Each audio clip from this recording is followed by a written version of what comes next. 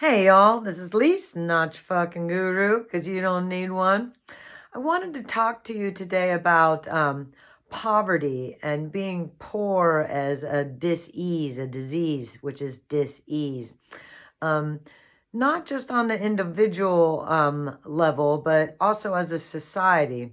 So, people like Joe Dispenza or teachings like The Secret, they talk about the guilt of being rich, that you don't feel like you deserve it, and that you need to not just imagine abundance in your mind and say mantras about being rich and stuff, or everything that has to do with abundance, enough food, enough support, a place to live, all that. But I wanted to talk to you a little bit about that idea. So in some ways, I agree. I've been struggling really hard, and that's one of the reasons I started this channel was you'll see even in the first videos, it's all about, I keep bringing it back to this point, about the frequency of abundance.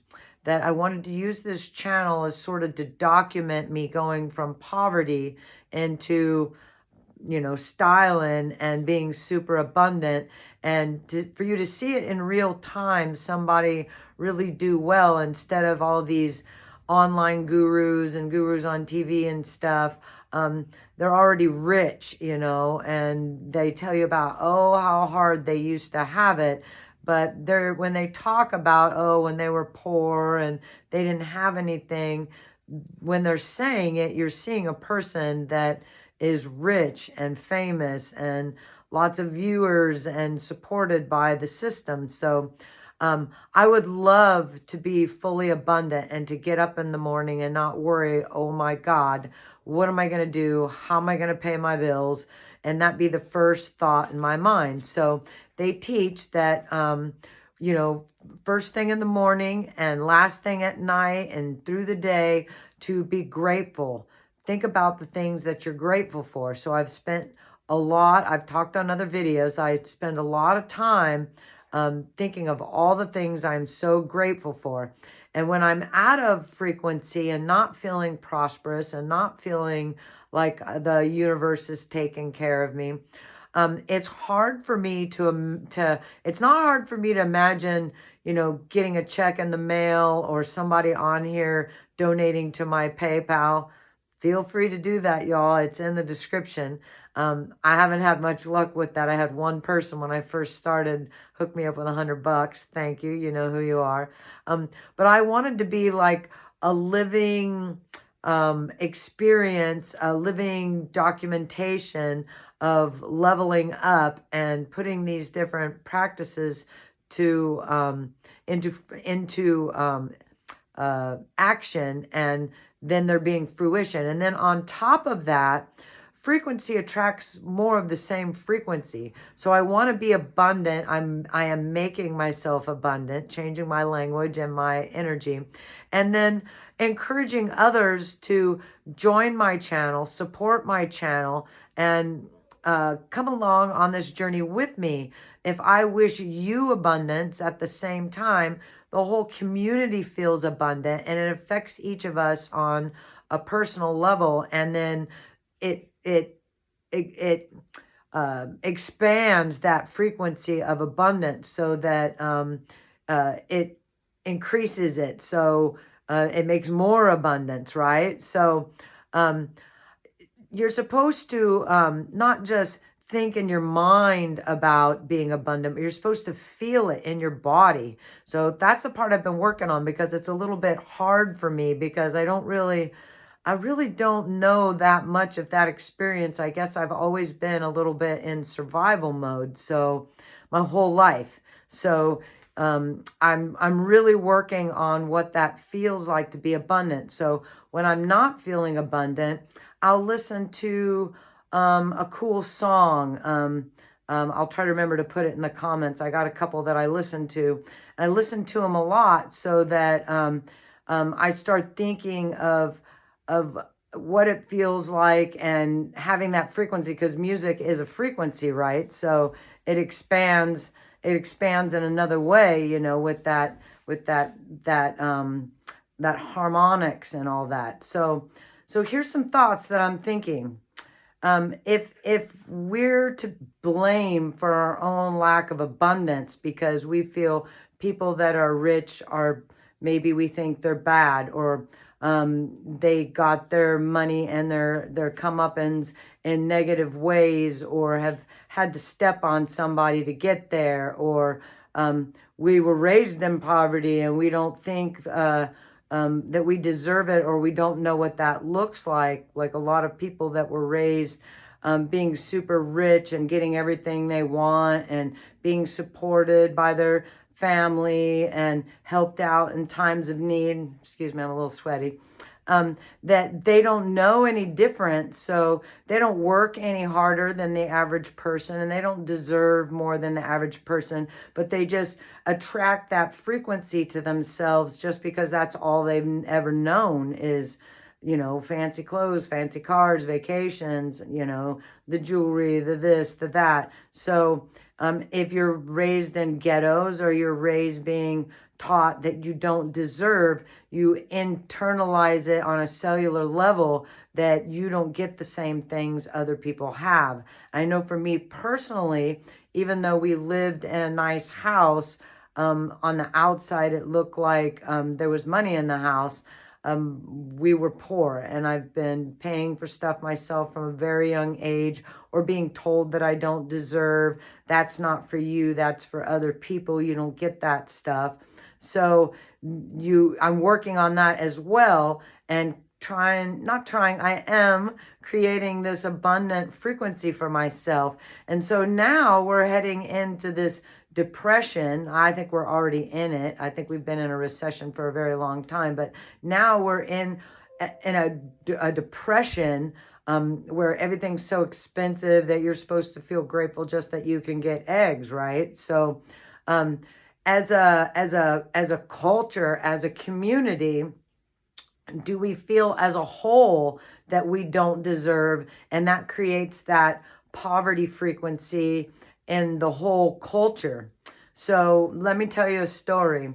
When I was 16, I was an exchange student through AFS, and it was a new program for people to go to other countries, take a little college course, and it would go towards your college credits or whatever. Well, I was sent to Honduras. And in 1982, yes, I'm not old, y'all. I was 16 in 1982. There was war happening there. There were soldiers everywhere with automatic weapons. I saw horrible things. The family that I got placed with must not have been screened very well, because they weren't even there to pick me up when all the other kids had gotten picked up. They fed me one time when the first night, and it was like a baked chicken with some vegetables and stuff, and I was starving, and it was friggin' delicious. And then they weren't there for me. They stole my passport. I digress. But the country, the first thing you notice, like, it was a brand new airport at the time. And it sits outside the capital of Tegucigalpa. I don't know what it's like now, because I'm old, y'all. I was 16 then, and I'm 56 now, so it's been a long time. But I noticed this minute I got off that plane that, number one, as you're landing, the whole hills are covered with people living in pieces of scrap board and boxes, and way worse than Mexico. I lived in Southern California, and we went to Mexico all the time, you know, Baja California down into Mexico. And, you know, it was way, way, way worse than that. And I noticed right away the frequency of fear and pain, and everything smelled like piss and shit. And you could smell the fear in the air, not just the stench coming off of people's bodies, but the frequency of that pain. Well, I have a lot of stories from that experience, but this story in particular, I was running from a situation, and I ended up on this bus that was going through the marketplace, and that's another story too. But I'm in this market, and there's a little boy, must be about 4 to 6 years old, and his head was bigger than his body. he had hydrocephaly, water on the blunt brain. And his head was so huge that the family would tie his skull to the power pole on a corner near the market and put, some water for him and begging, a begging dish for people to put, that's how the family made a living, was by people giving them bits of change or food or whatever. And I was appalled at 16 and, never been in this situation. I stopped and gave him a few coins because I was poor. I didn't have money just because I was American. I was very poor. I didn't have enough to make it through the summer, but the pain and the horrificness of this situation, I could not give. Well, I was talking to somebody nearby, asking how could they possibly tie their child's head to a pole all day long and just leave him there and then live off of his misery? And they said to me, looking me dead in the eye, "How dare you? What are they supposed to do?"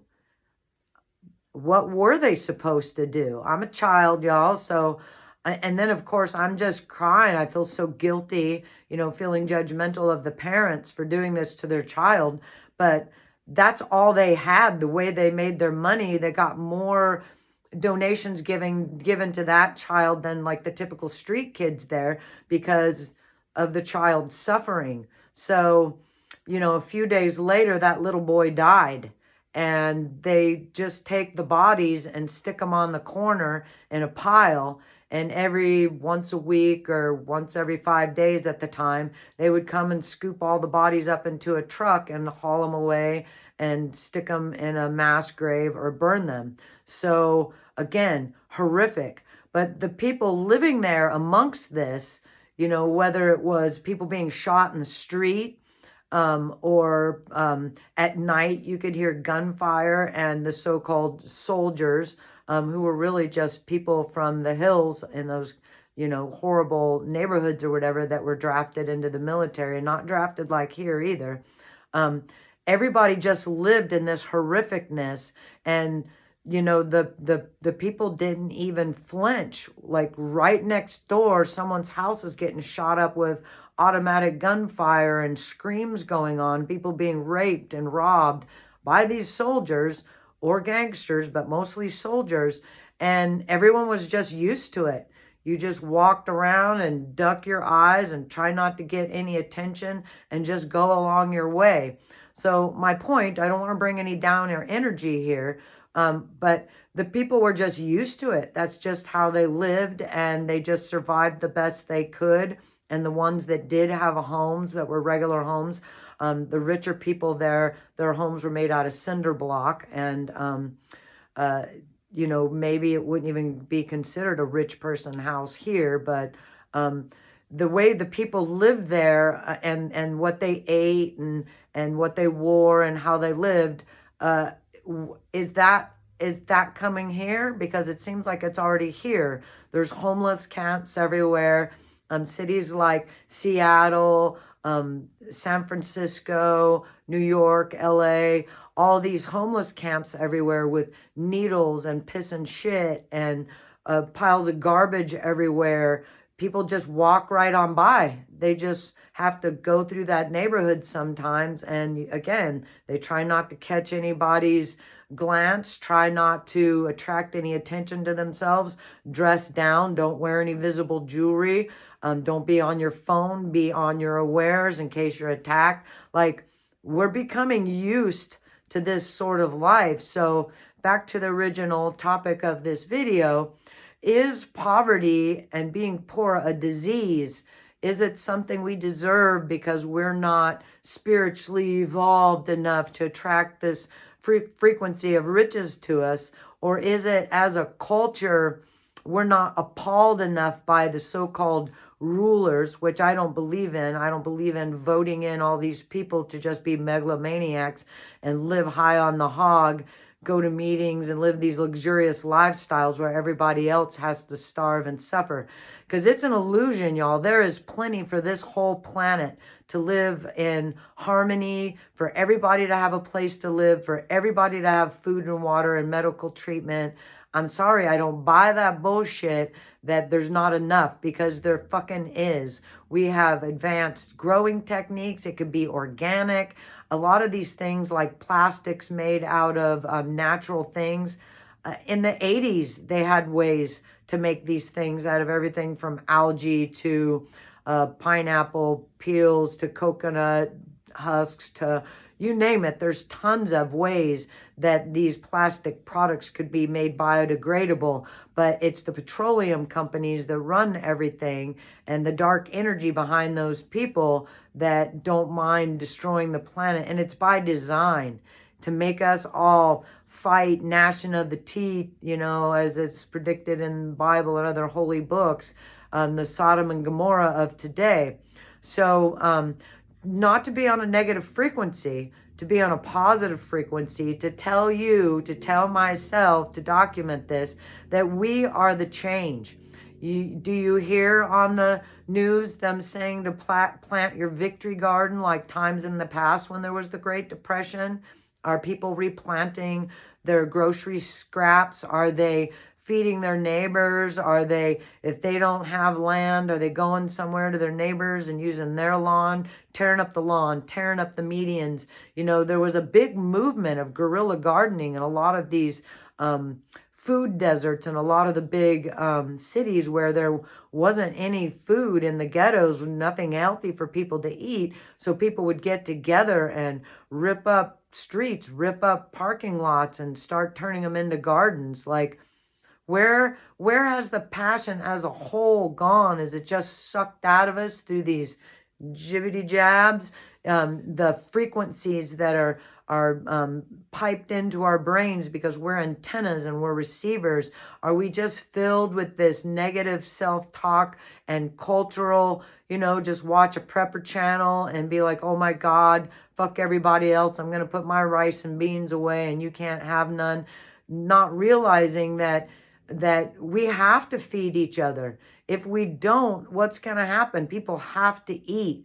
The rich people aren't going to retire with their 401ks, eating and being high on the hog, and how people are now going on vacation, just a different location to get shit housed on drugs and alcohol, eat a bunch of bad food, and take a couple pictures, and you can tell they're not fucking happy. It's just what we're taught that we're meant to do. I'm not saying travel is bad. I think travel's very good, especially when you talk to the regular people and learn other cultures and see how people live. But I think that as a whole, you know, we're receivers. I think it's being piped into our damn brains that you don't deserve. Let all these mega rich people that could feed everybody in the entire reality and the entire realm and the entire simulation, everybody could be fed. I mean, we have such great growing techniques. They'll use it for growing weed, but they're not going to feed the people. It's by design. The culling of the animals, the fake diseases that they say they have, the weather knocking out all our grain supplies, the poisoning of the water, the spraying of everything with all this toxic crap. So they said when polio was a thing, which again, I think that was made. I don't think that that was a disease that just went around and everyone needed to get jibbity jabbed. Old me would not have been an anti-vaxxer and would have said, oh yeah, you need to get your polio shot. I don't believe that now. I believe that that was created just like this Rona stuff. And I think that DDT and stuff like that was created to create fear. Even the president got polio, right? So the nation was crippled through the war, and then the people were physically crippled, including their so-called ruler, to just discourage and bring that frequency into everything. So I propose that we get healthy as a world, not as nations, as a world, that I encourage you to heal yourself, heal the world. You know, I've said that before. When you work on your health and your mental health and you start eating better, your thoughts become clear, your eyes become more open, let them who have eyes to see, sort of thing. You have the energy to resist and to speak up. I mean, I'm constantly at the bottom of my news feed getting warned like a child that as an adult, I'm not allowed to say what the fuck I think, that I can't speak my truth, that I need to watch my fucking language. Fuck all that. That's a bunch of fucks, I know. And I've been trying not to just cuss for the sake of cussing because I love the F word, but we should be pissed in a healthy way. We should be rebelling. We should be turning away from the average grocery store because my diet is clean. There's nothing for me to eat in there. There's no organic food. Everything is chock full of poisons. And people say, well, I can't afford to eat healthy. You can. You can. And us working together, we can eat healthy. We can grow, even indoors in our homes, or creating greenhouses and working together and using grow operations for food instead of just weed. Nothing against weed, y'all, even though I quit. And it's been about 4 months now, I guess, since I quit smoking weed. But I just feel like as a culture, like in Honduras, that little boy being strapped to the pole and a few people with gentle hearts giving something to that family for the pain and suffering of that little boy. But most people didn't even notice. They're trying to feed themselves and get home with a few bananas and, you know, something to eat. Like the average person there did not eat meat, for example. That wasn't a regular thing for their meals. It was something when they were having company or a special time that they would have chicken or something. So I don't know what y'all think, but I think this is all by design. And I also think that we are powerful, powerful people. I don't want abundance just for myself. That would make me feel like shit as I'm in my golden palace eating all my organic food and fuck everybody else because they didn't attract the right frequency. So they're not living in wealth and abundance. It must be their fault. That's what a lot of the gurus and teachers out there are teaching and spewing out this stuff, which just makes people feel more like shit and that goal be less attainable. So this is a little bit longer video for me, I know, than what I've been doing lately. And I've been wanting to do longer videos, but people don't watch. They don't, I don't know if they don't care, if I'm not good at what I'm doing here, but I enjoy it. So I'm going to keep speaking up and speaking my mind. I created this channel because I'm pissed off about being censored. I don't care if Facebook or YouTube owns the rights and has some damn contract I'm supposed to sign. I'm an adult. My videos say it's not for children. I should be able to say what the fuck I want, especially when the powers that be are a bunch of pedos and killing babies and breeding people and getting away with it. And, you know, Epstein didn't hang himself. And we all know the state of the world and what's really going on. And I just think, like, rebel, like, stand up, speak your mind, whatever the consequences. You know, I'm not going down when things hit the fan as they are.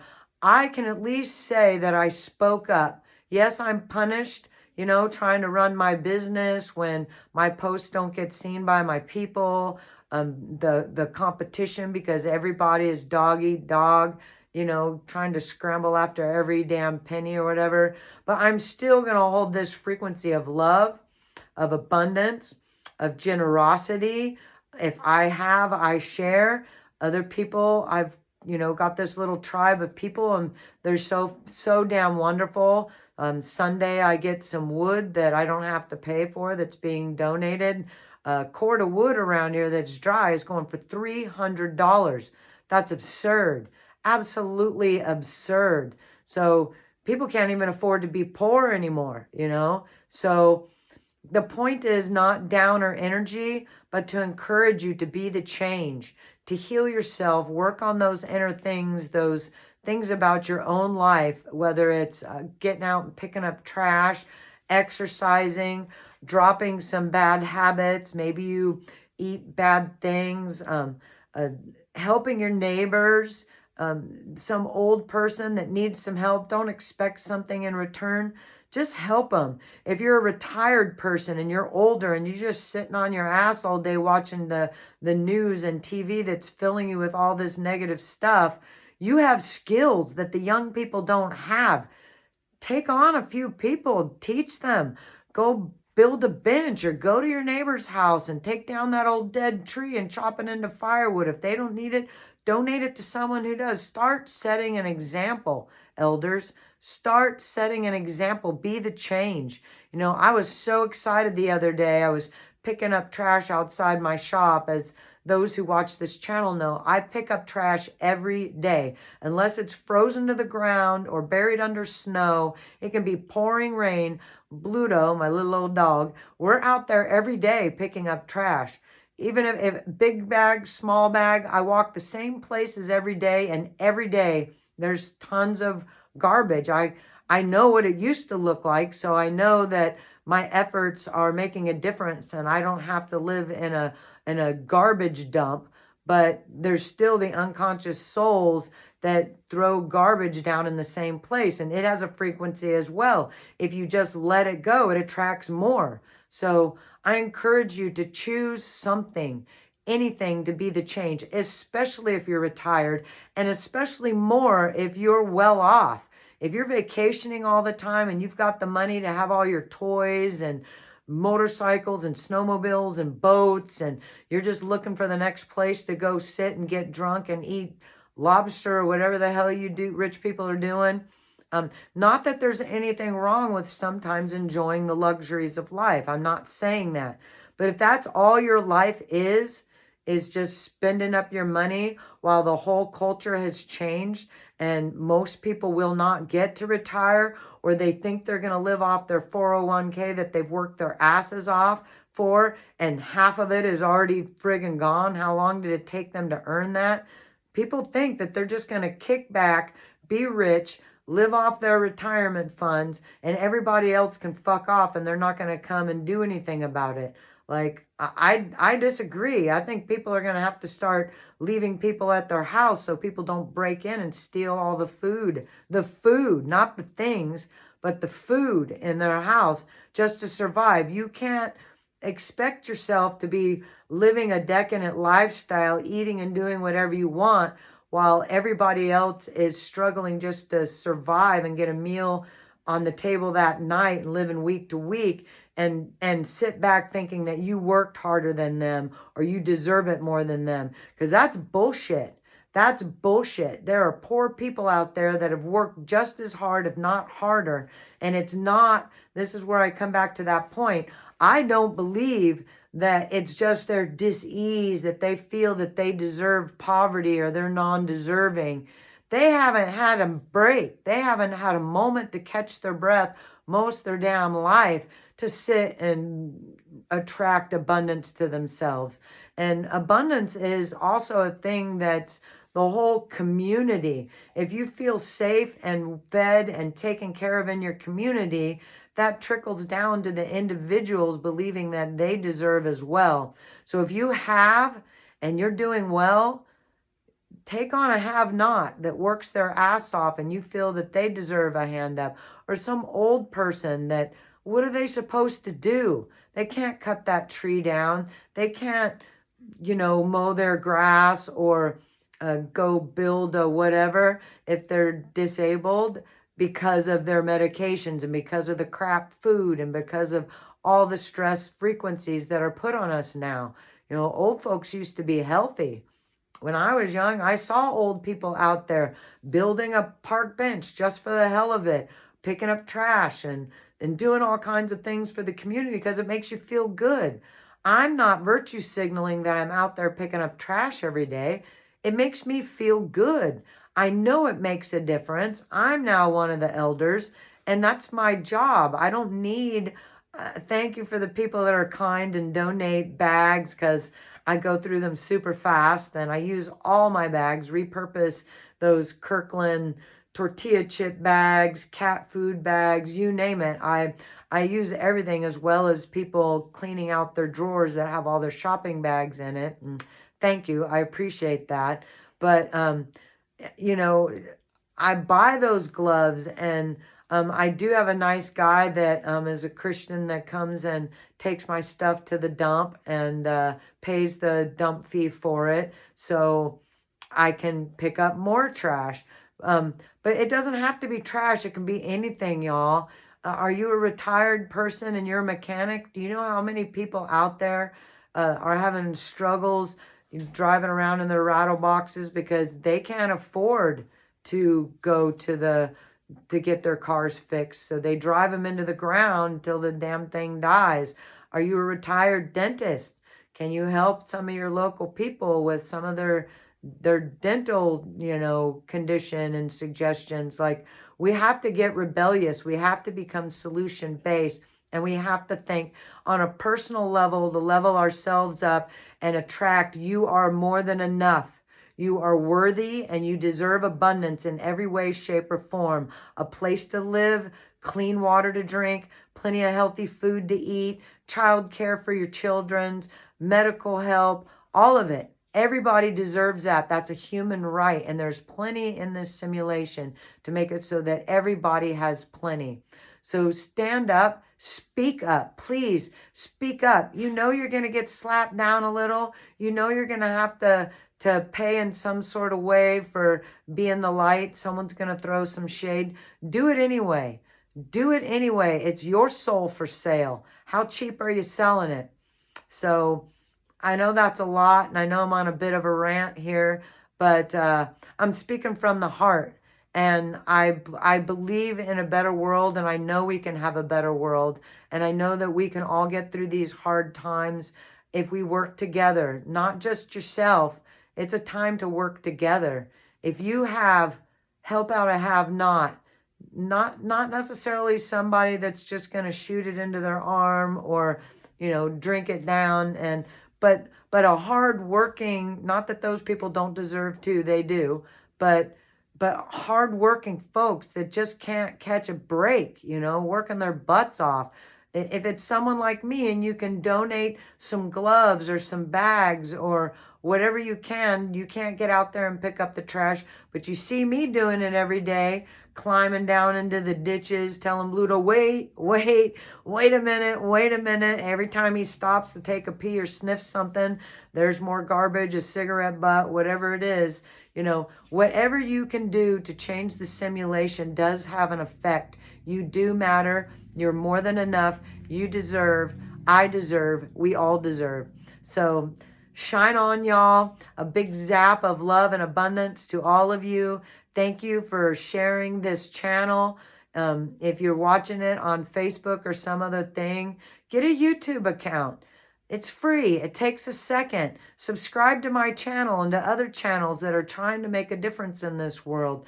Donate on my PayPal. Subscribe, like, make some comments, make some suggestions. What do you think about this? What do you think about your own poverty? Do you deserve it? Did you attract that frequency to yourself? So fuck you, you don't deserve to have?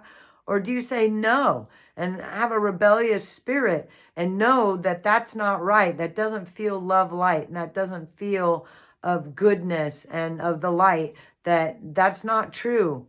We all deserve, and we can flip the script, y'all. We can flip this simulation on its ear and have a damn Garden of Eden. I swear I believe in it. We have all the resources, wisdom, and knowledge to flip the script and make this a beautiful, beautiful place. So get out in nature. Remind yourself what you're fighting for. Be the change. Do what you can. Shine on. One love.